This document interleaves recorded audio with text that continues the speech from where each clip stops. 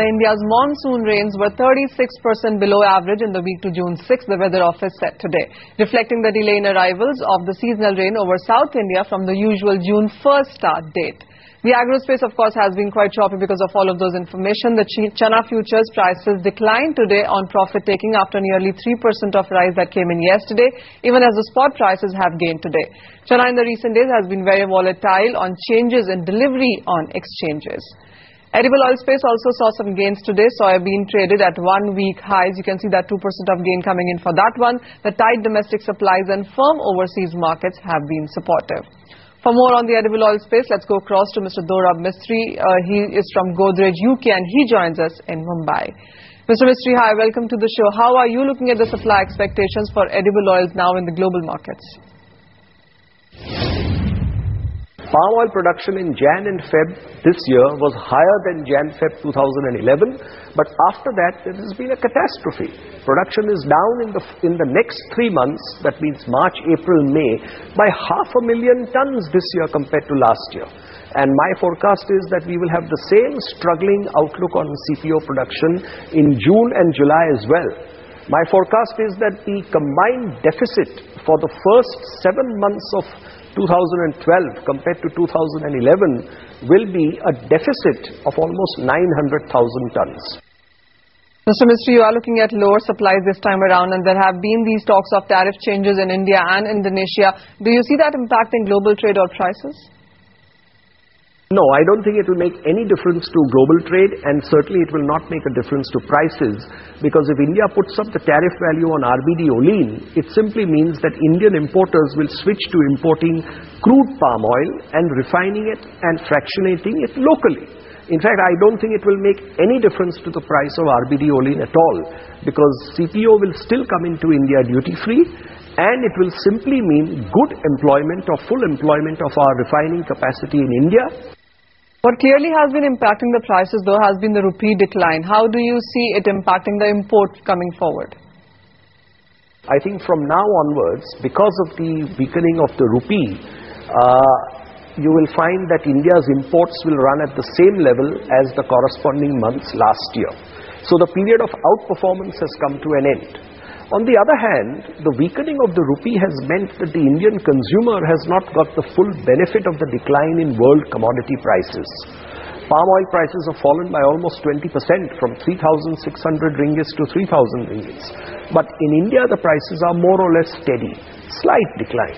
So I think that is to some extent unfortunate, but it's a matter of the Indian rupee and the Indian government's policy. Also, if you look at the latest reports for 2012, it says that soy acreage for this year in India could go up by 7%. Do you see the number as significant?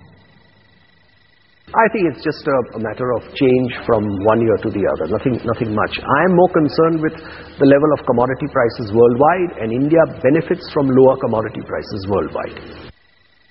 Also, what's your sense? We have seen the edible oil prices come off record highs, as you just pointed out. The palm oil prices are also 20% off in this year itself in the international markets. What are you forecasting now for the rest of 2012? No, I think prices have come off, and I think prices will not go back to those high levels. Those high levels were a reflection of world high prices. I think there was a lot of build-up of sentiment. I think that sentiment has now gone.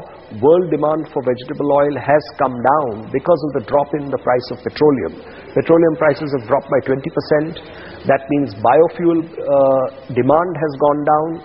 Growth of even food demand has plateaued, and as a result I have changed my outlook. As you know, I was pretty bullish on world prices, but with a qualification that if there is contagion and collapse in commodities and equities, then in that case those levels cannot be reached. I now believe that we are in such a period of contagion, and prices will in fact decline.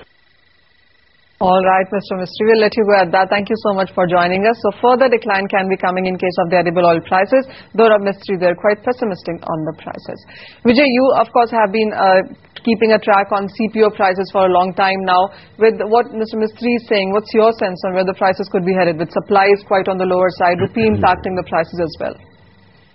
Manisha, like we discussed this yesterday, I think in the absolute near term there might be price volatility with a downward bias. But let's also not forget the fact that another 6 to 7 weeks time frame, you have the trade guys starting to accumulate edible oils ahead of the festive season. Now, once the Ganpati festival starts, it goes on from Diwali, Dasera to Christmas and New Year. So you have uninterrupted festivals for almost 4 months in a row.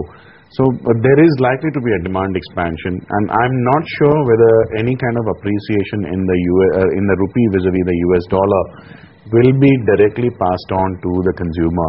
If the rupee appreciates versus the dollar by say 1%, I doubt if the entire price benefit will go to the consumer. I think maybe 1/3 to 1/4 to a very optimistic 40% of the price decline might be passed on, if at all. So I think it's a question of buying on dips, and instead of focusing on the prompt month futures, I think one would need to go on the mid-month or the far month futures. Sumit, what's your sense in the edible oil space? How are you trading it for the very near term?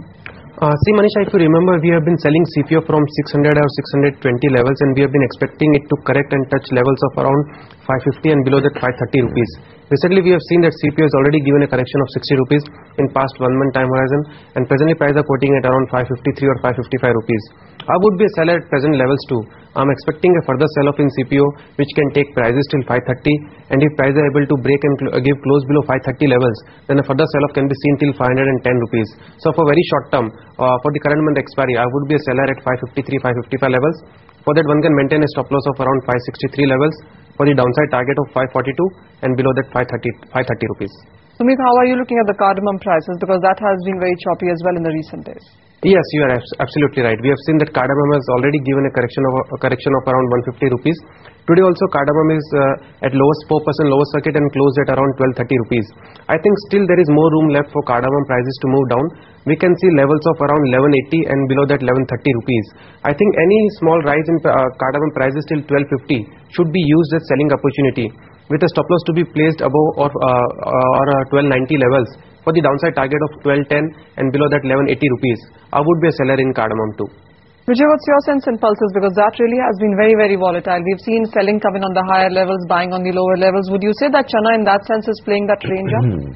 I think so, Manisha. I think I'm so sorry. I think the kind of price volatility that you're seeing in agri-commodities is not an exact reflection of what was happening in Guar and Menta a couple of months ago. But clearly the bias still remains upwards, and any given point in time, you have pulse prices coming down by say 5 or 7%. There is again concerted buying coming in at lower levels. So I think there might be absolutely in the absolute near term some price volatility on the downside, but even pulse complex, I think overall the trend remains upwards. All right, so some more bullishness expected in Chana. With that, we'll head into a short break. Sumit, thank you so much for joining us with your sense on commodity strategies.